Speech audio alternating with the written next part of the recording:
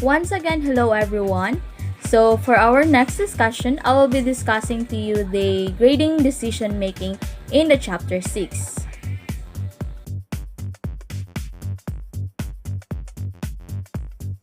So in some schools, teachers develop common understandings of what it means to grade fairly.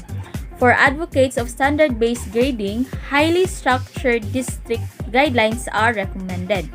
And there are some districts allow teachers discretion about grading practices, where each teachers develop a personal philosophy of grading that translate into what they do. And there are some questions that need to consider in developing a grading plan. So the first question is definitions, where it questions about what meaning should each grade symbol carry and what should failure mean. And the next is the grade elements, where it questions about what elements of performance should I incorporate in a grade and what components should I include for a final grade. So the third one is calculations, and it questions about how should the grades in a class be distributed and how should the components of the grade be weighted and combined. And the last one is the grading philosophy, and it questions about how should borderline cases be reviewed and what other factors influence my philosophy of grading. So those are some questions that need to consider in developing a grading plan. And it is important that as a teacher, you need to understand the different purposes or functions that grade serves, and the types of comparison standards that are used, and the needs to use methods and comparison that best meet the grade's major purpose, wherein the grades often serve several purposes or functions.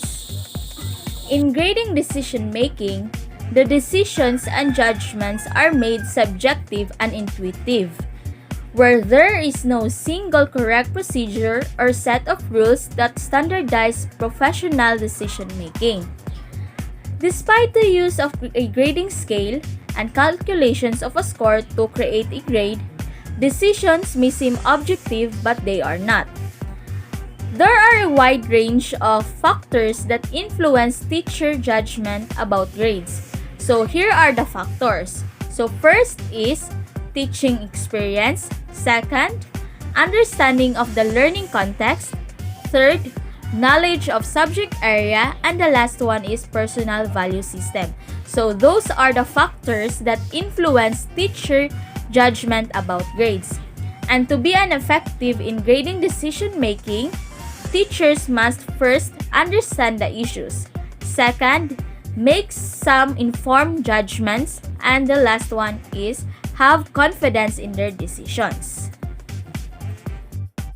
Teacher internal values and beliefs need to be taken into account, which they provide a rationale for using grading practices based on enhancing the teaching and learning process. So I guess that would be all for the chapter 6, which is the grading decision making. Thank you so much and God bless.